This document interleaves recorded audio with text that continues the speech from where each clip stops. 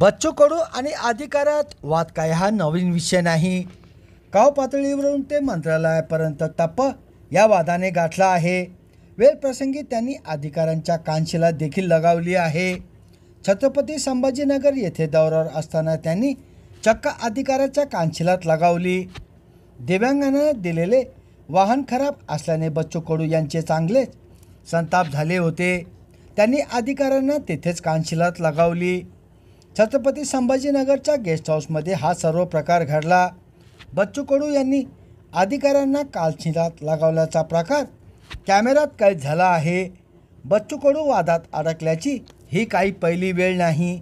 याआधीही बच्चू कडू यांनी अनेकदा कानशिलात लगावल्याचे प्रकार घडले होते। सप्टेंबर 2018 मध्ये बच्चू कडू आणि मंत्रालयातील राज्य माहिती तंत्रज्ञान संचालक पी प्रदीप यांची बाचाबाची झाली होती। बच्चू कडू यांनी त्यावेळी त्यांच्यावर टेबलावरील लॅपटॉप उगारला होता।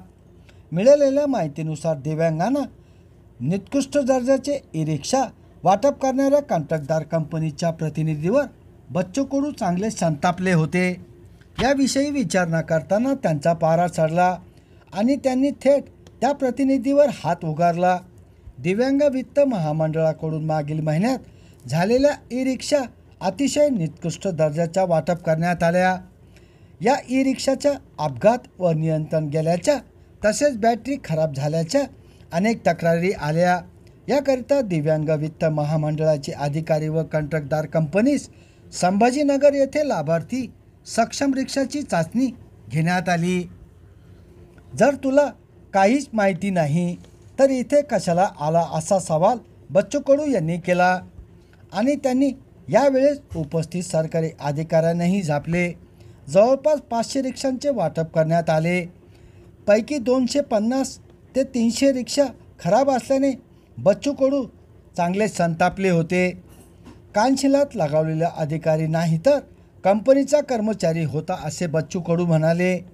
या सगळ्या नादुरुस्त रिक्षा परत कराव्यात असे बच्चू कडू यांनी सांगितले।